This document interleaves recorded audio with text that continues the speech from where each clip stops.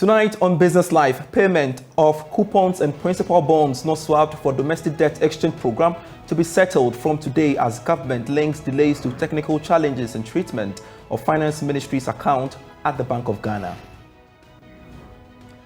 Bank of Ghana assures protection of depositors' funds remains major priority as it highlights safety of Ghana's banking sector in the wake of bank failures in the US. Ahead, we will engage banking consultant Dr. Richmond Etuahini.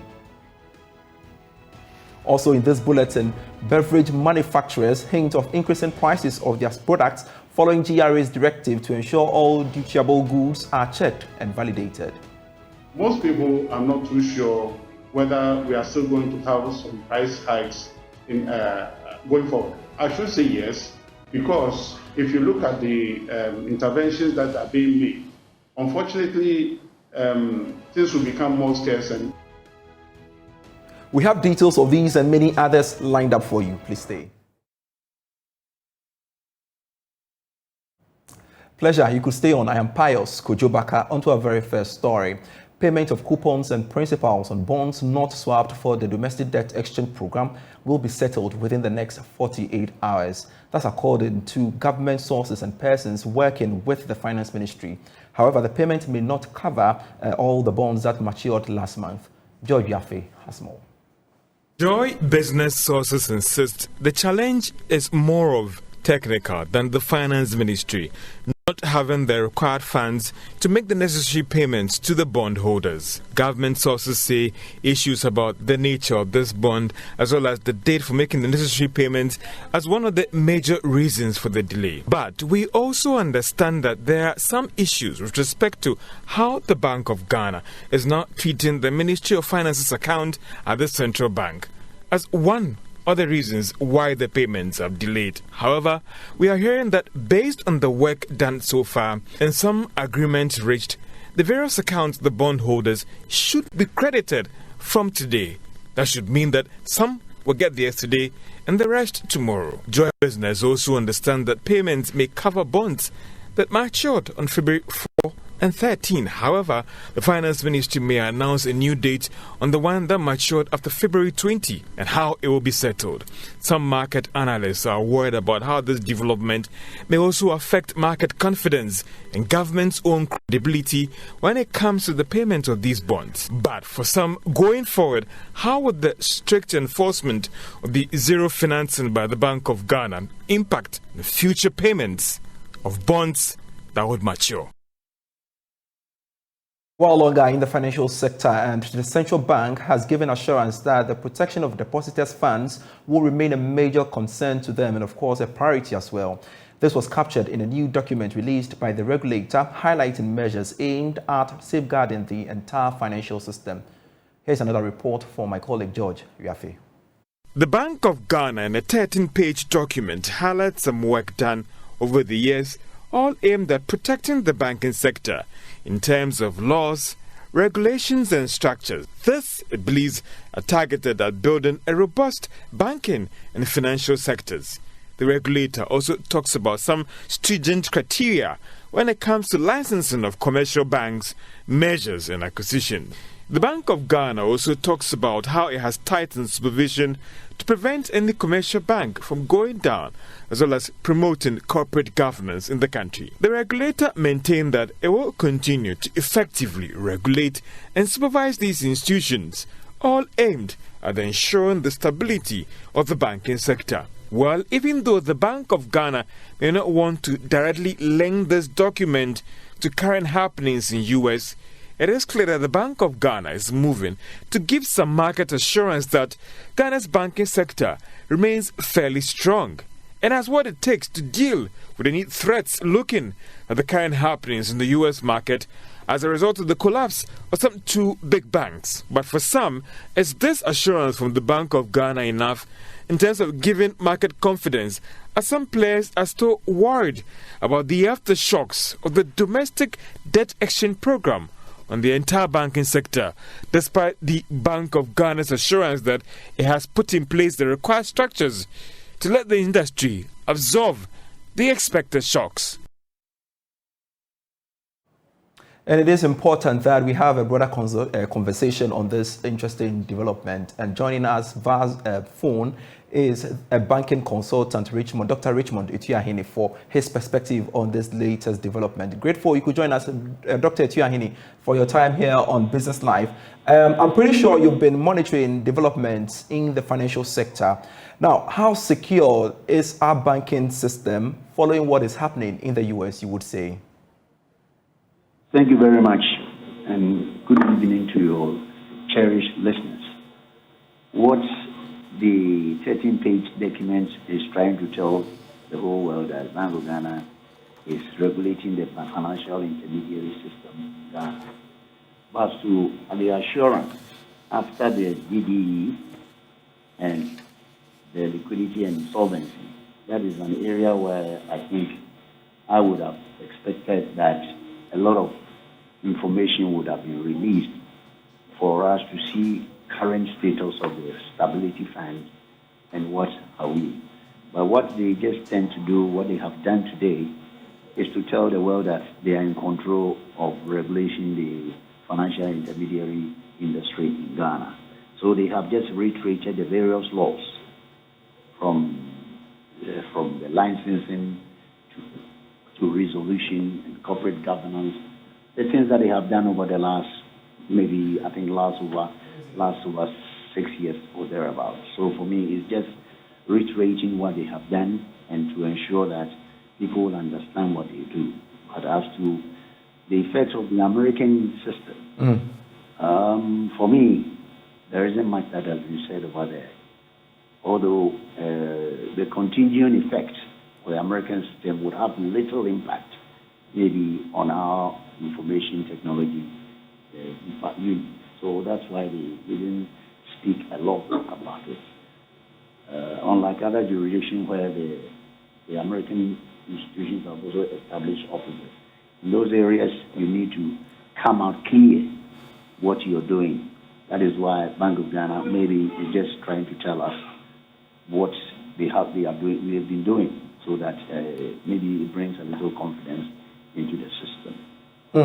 Considering the impact the domestic debt exchange program has had on the financial sector, what would you say that the Bank of Ghana should be doing?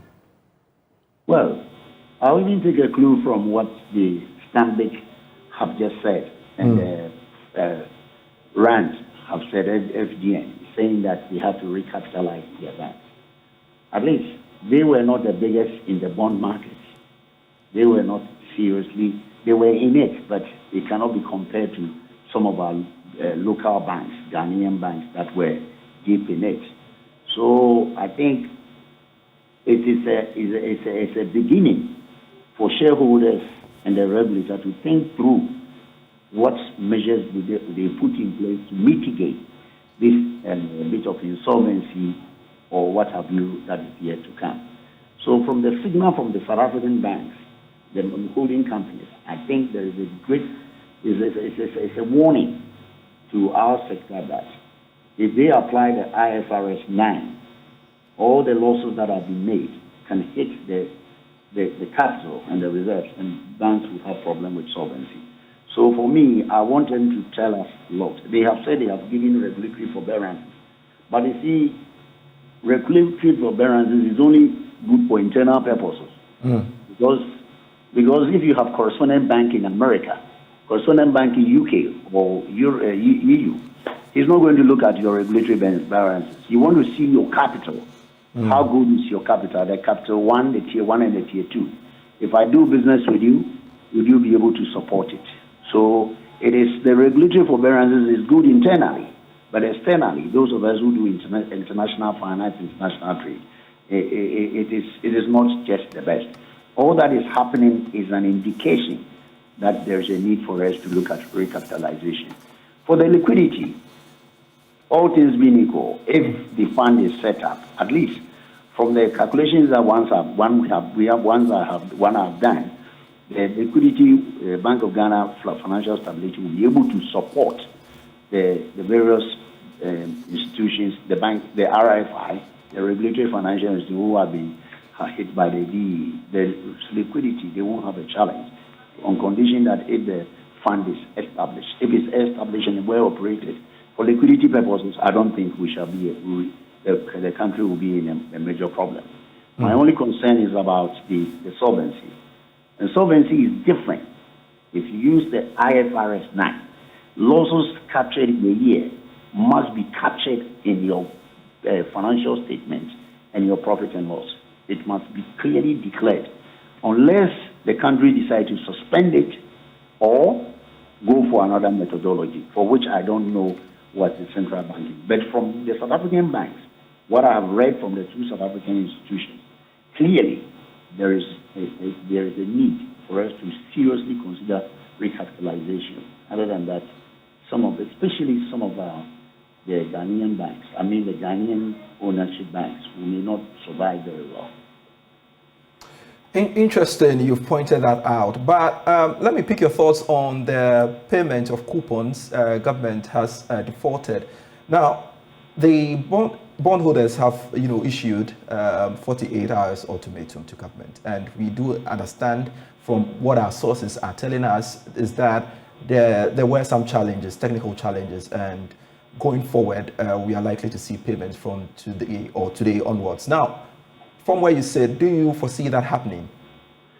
Well, looking at the complexity of the DDE and the difficulties surrounding it, and even the voluntary issue where we only have to get about 83 or 87 billion, you could see there is a lot of resistance. But those holding the bonds, so far as it's giving them assurance, I know time value of money, time of money today is not the same as yesterday. All that, like the American professor said, we need to exercise restraint and see. I'm sure by the close of the week, the finance minister would have settled all those who are due. So we shouldn't I'm not saying panicking, but we should also begin to understand them that the complexity of the debt exchange is not as simple as we think. When you do it, there's a lot of calculation that goes into it. By the time they finish the calculation with DDE, now they are looking at the coupons. So I would only plead with the coupon holder that they must be rest assured. Once we should take his word, at least for this we must take his word, and I know he will fulfill his part of the contract. So although it's not good, but we should exercise restraint so that the payment is done at latest. I'm sure by Friday, people will receive their coupons and their accounts will be credited. All right. Thank you very much, Dr. Richmond Etiahin, for your time here on Business Live. He is a banking consultant, sharing his perspective with us there. Now, let's stay a while longer on money matters. And this time around, we're talking about the local currency. And the cedi is expected to see some mixed performance. Well, this is captured in a report issued by Data Bank Research. There is more in this report. Last week, the cedi continued to strengthen in value against the dollar and the other major foreign currencies on the forex market due to improved foreign exchange liquidity. It gained 1.39% against the US dollar in the retail market. Some analysts believe President Akufo-Addo's statement at the State of the Nation address on Ghana's progress with the International Monetary Fund boosted the outlook of the cedi. However, the announcement of an emergency lending facility by the U.S. Federal Reserve to shore up U.S. banks' reserves will strengthen the dollar. Nonetheless, the cedi's performance will be fairly balanced. More on the local currency and its related topics. The US-based Associate Professor Williams Pripra is concerned about the sudden drastic fall in Treasury bills rates, saying it is not backed by current economic conditions. According to him, investors may turn to the US dollar and other foreign major currencies for better returns. Professor Pripra is cautioning that the government must tread cautiously. 35% to roughly 19% is a little bit worrisome. When it comes to finance, there must be some kind of fundamental or technical forces leading to this sudden drop. But we could see that this is not the case, noticing that Ghana operates on an opening market economy. We've noticed that there is money supply in the system, which is being shown by the central bank's report. You see the M1, M2 keeps growing up.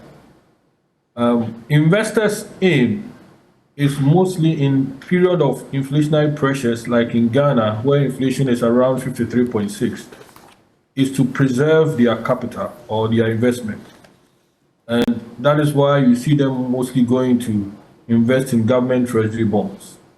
At the moment, a sharp drop from that 35% to this 19 means that if you have your money based on inflationary pressures, your money would have devalued by 34%.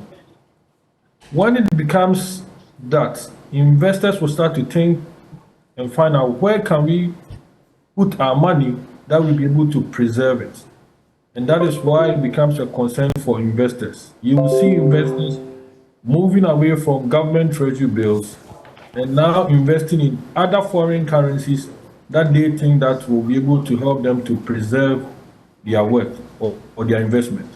And this is what I am anticipating that probably in the short possible term is going to happen. Investors will be moving away from government treasury bill, and their next move where they will think that they will preserve their money is invest in foreign currency. And this may lead also to pressures on our cedi, causing the cedi to devalue more. Remember, you're still watching Business Life, and still to come ahead, beverage manufacturers hint of increasing prices of their products following Ghana Revenue Authority's directive to ensure all dishable goods are checked and validated.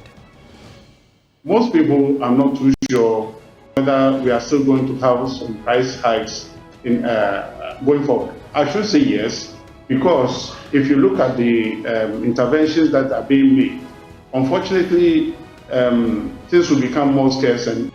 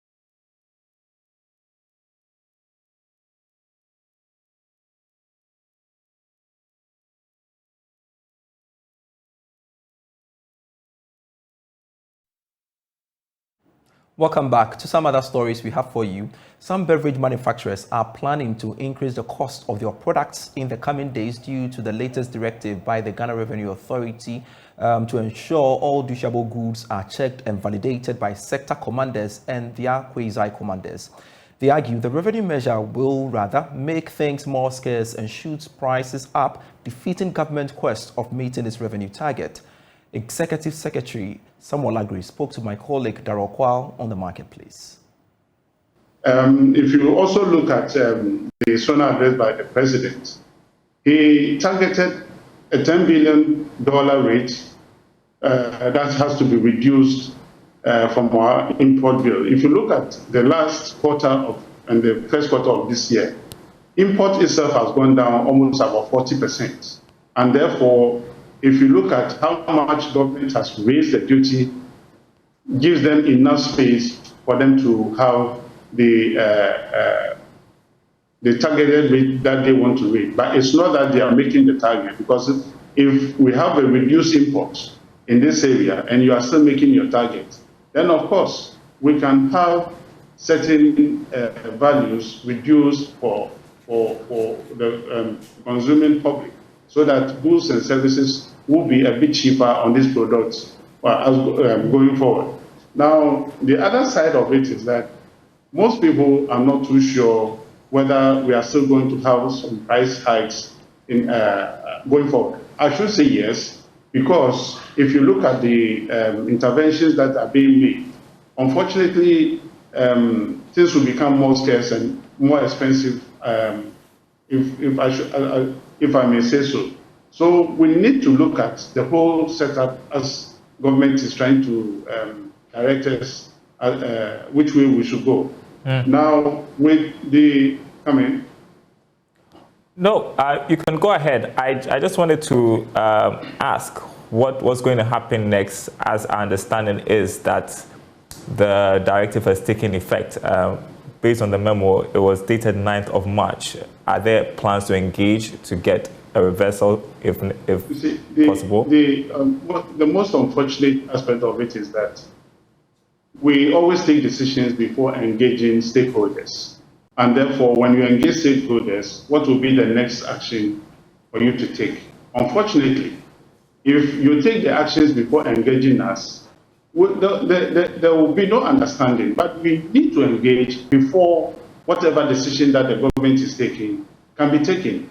But the sectors or the sector ministries, once the president has spoken, then it means that nobody have the right to make an input or even to challenge what the president has said.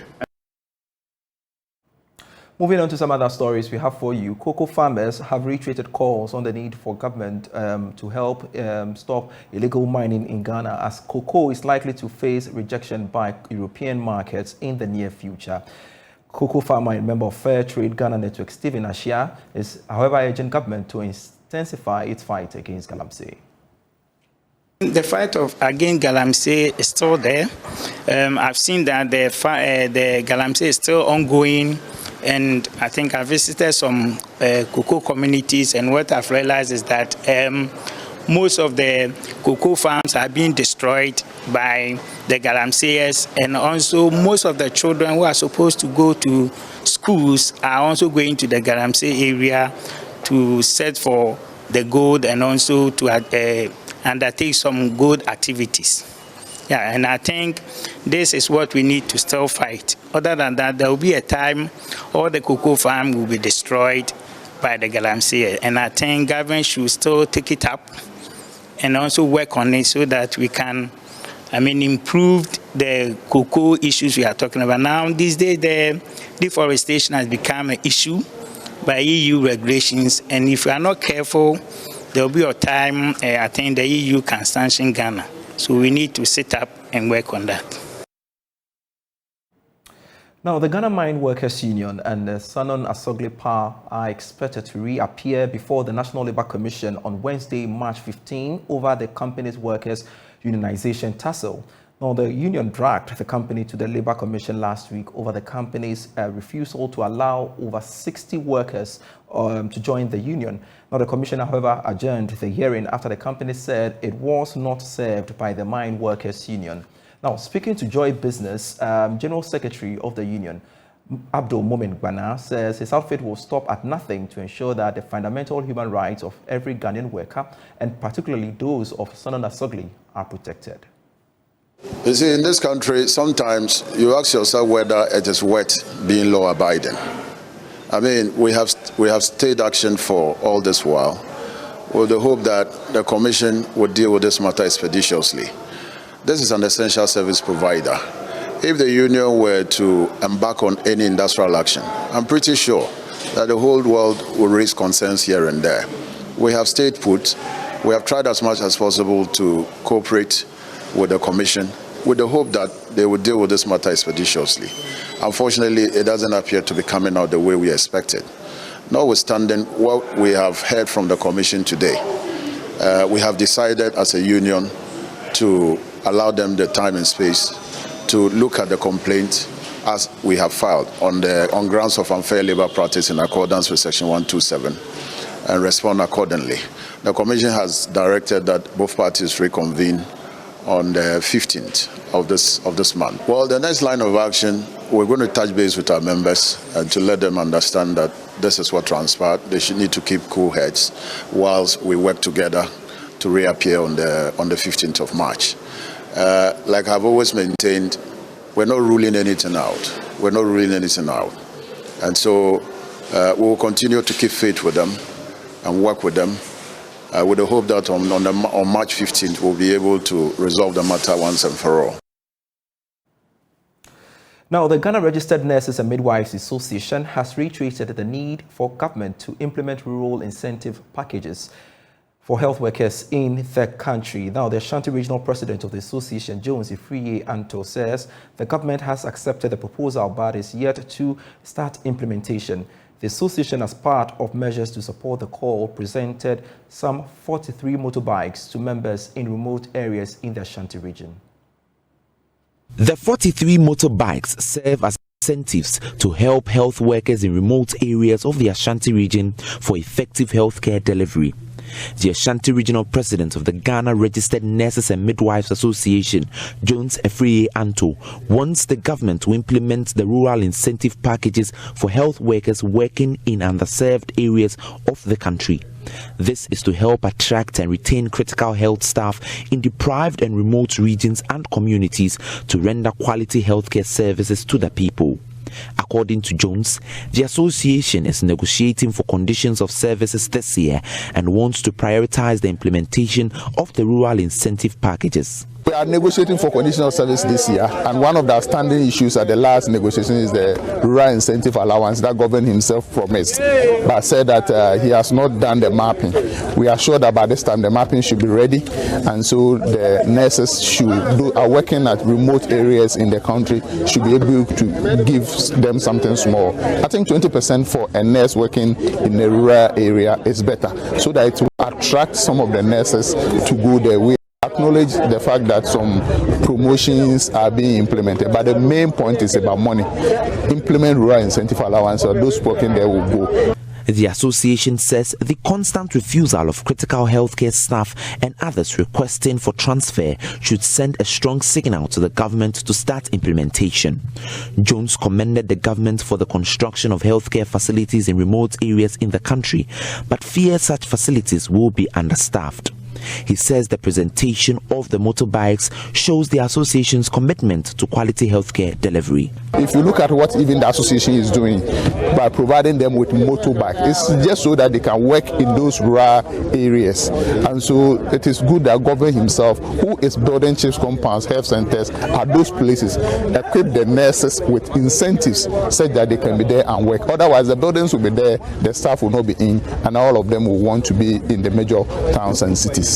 Some beneficiaries of the motorbikes say it will ease their burden and make them efficient at work. Unfortunately, some of the facilities are located in very deprived areas where you cannot use car to go. So it will go a long way to help us, those of us in the remote district like such a farm plains. It's been challenging. It's been challenging because some of the places you have to, even if you are using a car, you get to a point you have to stop and then walk to the place. And then there are some of the facilities, car doesn't go there at all. So they rely on these tricycles and then motorbikes to deliver service. For Joy News, Ewuku Malik's report read to you. Thanks so much for being part of the bulletin. I am Pious Kojo Backah. You can always get business stories when you log on to myjoyonline.com/business. Always a pleasure serving you. Let's connect same time tomorrow. Bye-bye.